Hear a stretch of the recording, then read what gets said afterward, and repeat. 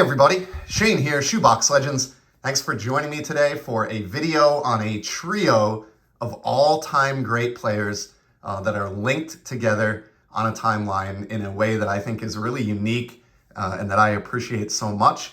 And I've been focusing on these three players as a kind of the major focal point of my hockey card collecting over the last probably 6 months or so.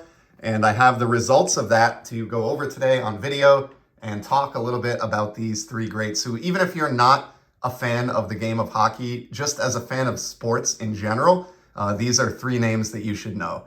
And we're going to start with the guy who's been featured here in the background as I was getting through the intro, Le Magnifique, number 66, the great Mario Lemieux. Very appropriate card here from the first ever Upper Deck Canvas release to serve as a backdrop for today's video.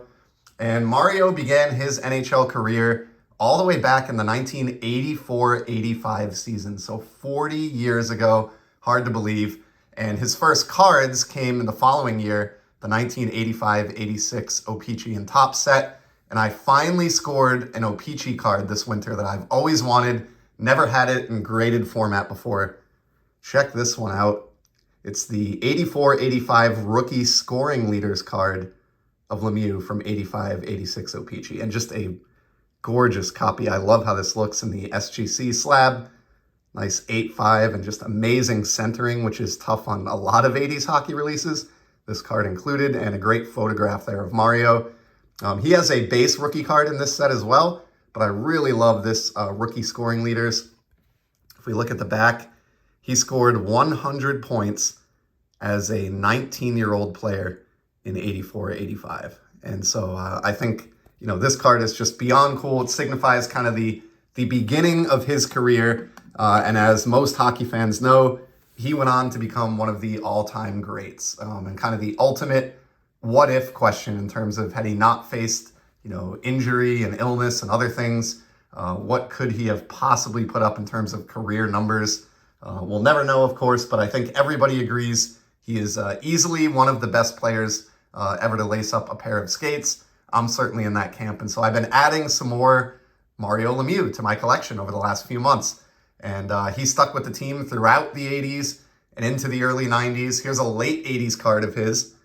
This one was dirt cheap, less than the cost of a retail blaster, already graded in a PSA 9, and it is the sticker insert from 1989-90 Topps Hockey, which was the first hockey set that I ever collected, and the set that got me into sports cards initially in the winter of 1989. I have my dad to thank for that.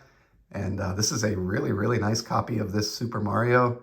And again, like many of the cards we are going to see in today's episode, very, very cheap. Hockey is not as popular as baseball, although it's definitely risen in popularity in recent years, and there are some very expensive hockey cards out there, but there are a lot of deals to be had, and really happy to bring this one home. I've had a copy of this, you know, ungraded since I was literally a, you know, 6 or 7 year old kid back in that winter, but getting a nice PSA 9 for my graded card collection was at a bargain price, was really great this past winter.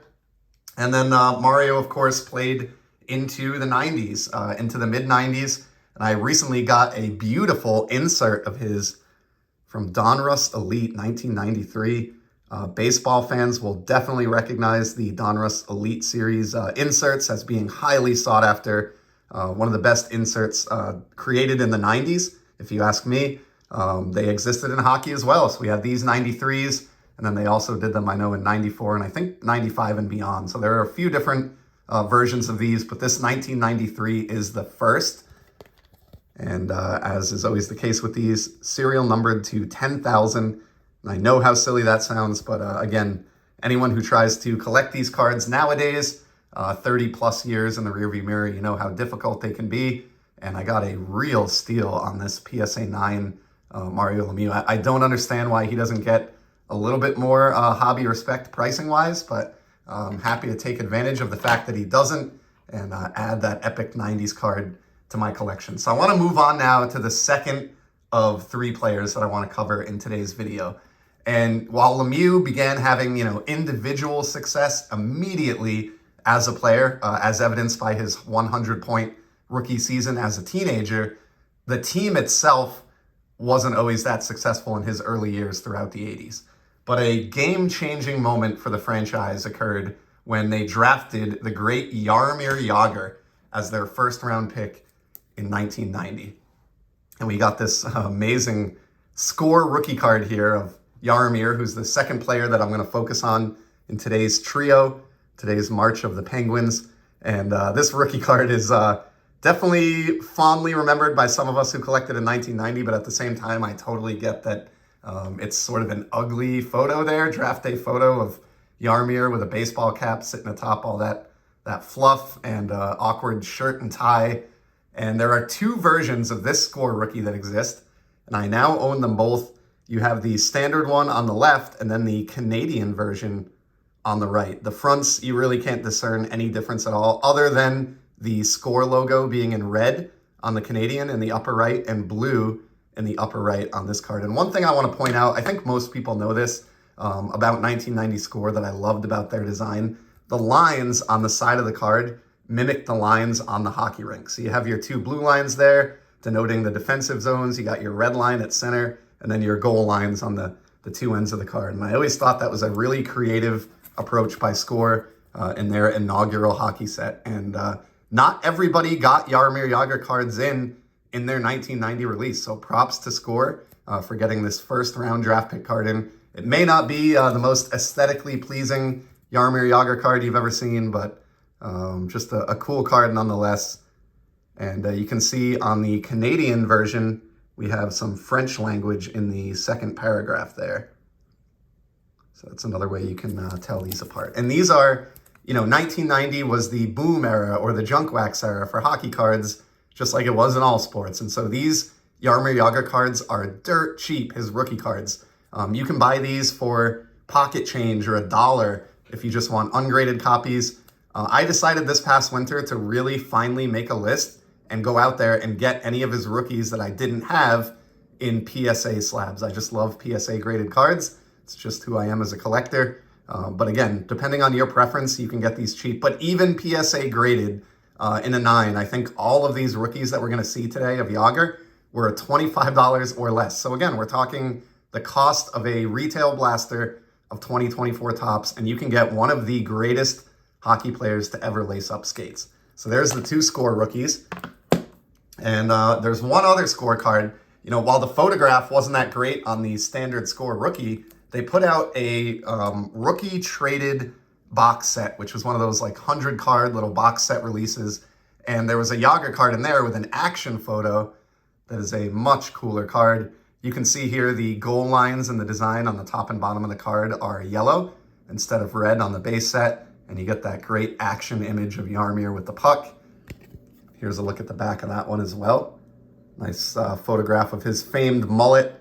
And so when these two joined forces after Jagr joined the team, they had a ton of success. They also brought in Ron Francis from the Hartford Whalers, which was painful for me.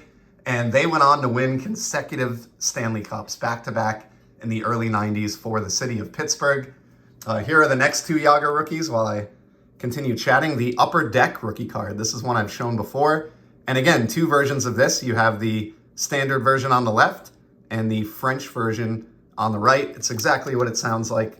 The backs are identical as well, except that on the French version, it is written in French, the write-up and the position and all those types of things. So other than the language, same card, but just kind of one of those cool things that a lot of trading card companies did in the early 90s based on the popularity of hockey, of course, up in Canada. So there's the two Upper Deck rookies. And then rounding out the pairs of rookies, he also had two cards in the inaugural Pro Set release in 1990. And the reason there are two is because one is an error card.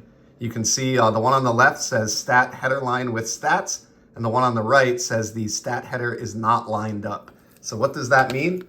If we look on the back, you can see on the bottom card, everything lines up nicely. You have your games played, goals, assists, points, and penalty minutes. But on the top card, those are shifted over to where they just don't line up properly, and you don't even see penalty minutes listed. And according to the top card, it looks as though he got 0 points in 1990. So just one of the many Pro Set errors that existed in these early releases. But that aside, I love the aesthetics of this card. This might be my favorite looking rookie card of his.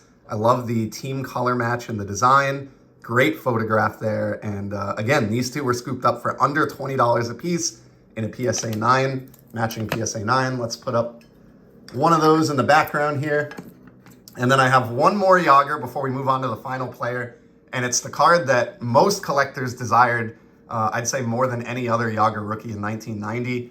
It was the O-Pee-Chee Premier. So this was considered like a high-end release at the time. There were three big rookies in this product: Jagr, Jeremy Roenick, and Sergei Fedorov. And the Jagr is probably the card that's aged the best out of those three. Again, great action image. This is certainly an easy to obtain card. There are plenty of them out there, but there are certainly far fewer of this card than there are the other rookies that I looked at previously here for Jaromir. So again, this was a steal as well. None of these Jagrs, even in PSA 9 grades, were more than $25, and many of them were less than $20. I think I paid $13 for one of these. And what's really cool is these 6 or 7 cards that we just looked at, those are all of the Jaromir Jagr rookie cards in existence. Okay, this is a time before really inserts for the most part, certainly a time before parallels, no game use, no autos. In 1990, that's it. Those handful of Jagr cards that we just looked over together represent the entire sum of Jaromir Jagr rookies that exist out there. And knowing that you can get one or any of those for $25 or less, even in a high grade, just highly recommend those for any hockey fan. The guy is an absolute legend. He is currently number 2 all time in points behind only Wayne Gretzky. And so that is an incredible statistic to think about. And as a matter of fact, between the years 1980 and 2000, which is a 20-year stretch in the NHL, only 3 players won a scoring title across those 21 seasons. Every single scoring title is accounted for across just 3 guys. 2 of them are the guys you see in front of you, Mario Lemieux and Jaromir Jagr, and the other one is Wayne Gretzky. So Gretzky, Lemieux, and Jagr won every scoring title between 1980 and 2000 to 2001. That is an insane statistic to me. And then let's move into the final player. So an interesting thing happened. Lemieux actually retired in the late 90s due to just chronic back issues and health problems, other things like that. And Jagr was still with the team. Well, in the year 2000, Lemieux famously returned from retirement, purchased the franchise, and came back as a player and was incredibly successful and had one season together with Jagr before Jagr departed for the Washington Capitals. However, Lemieux stuck with the team long enough that he was around when the third and final player I'm going to talk about today debuted, Sidney Crosby. This is a recent pickup that I had of Sid the Kid. Of course, just like Lemieux, incredibly highly touted player coming into the league, was a number 1 overall draft pick, just like Mario was, and was kind of hailed as the next great thing in Pittsburgh and the next golden boy really in all of hockey. And he, of course, started his NHL career back in 2005 alongside Alex Ovechkin. They've been compared to each other ever since. But what's really cool is Lemieux lasted just long enough in the league to actually play some games in 2005 with Sidney Crosby and kind of pass that torch quite literally on to Sid the Kid. And since then, Crosby has been incredibly successful. He's, of course, brought 3 Stanley Cup championships to the city of Pittsburgh, more than what Lemieux and Jagr were able to accomplish. He's won gold medals, World Juniors, scoring titles. All 3 of these guys have won at least one scoring title. I think at least one MVP in all 3 cases as well. And just, it's amazing what they've done kind of contiguously here for the city of Pittsburgh. And I have one other Crosby here that I want to look at to kind of wind down the video. And it's a doozy. One of the cards in this video that was not cheap alongside that rookie scoring leaders Lemieux that we led off with from the 2018 O-Pee-Chee Platinum release. Recently scored this seismic gold Sidney Crosby. How amazing does that look on a Penguins card? Team color matching gold, has kind of like that pulsar effect going on with the shine. And just like with modern gold baseball parallels that are shiny, these are numbered to 50. So if we look at the back, copy 4 of 50, Sid the Kid. O-Pee-Chee Platinum, for those that don't collect hockey, this is basically akin to Topps Chrome, and this is really the only gold 50 that exists in that release and in the sport of hockey in general. So these are huge cards to me anyway. I really love these, and I was honored to bring home the Sidney Crosby. And then to go along with that, shortly thereafter, this one surfaced, and I couldn't believe I was able to win it. The throwback Seismic Gold, to bring it around full circle, of Mario Lemieux, Le Magnifique. And to finish out this video, what I find most impressive about this trio of players that I just can't get over, these three guys, between the three of them, they are each in the top 12 all time for career points. They're in the top 12 scoring leaders in the history of the NHL. All three of these guys, they all played for the same franchise. And between the three of them, one of these three players has played for the Pittsburgh Penguins in every single NHL season from 1984 to present day, uninterrupted. And I just think that is a 40-year period where this team has had one of the top 12 scorers in the history of the sport on their roster. And if you can think of anything else like that, a streak like that in sports history, I would love to hear it. I suppose maybe the Yankees of the 1920s, 30s, 40s, and 50s, maybe they have a stretch of players like that. But at least on the hockey side of the house, I just find that to be so cool. What an amazing 40-year period to be a fan of the Penguins, if you live in that area or enjoy that team. And yeah, I'm so impressed by it that I decided to really amp up my collection of these guys over this past winter. And I thought it was a fitting time of year here to get them all into one video, give these guys some love as hockey season winds down and we head towards the NHL playoff race. So thank you so much for tuning in. I hope you enjoyed this hockey-themed video. I certainly appreciate your time, and I'll be back very soon with some more content. Till then, take care, everybody. See ya.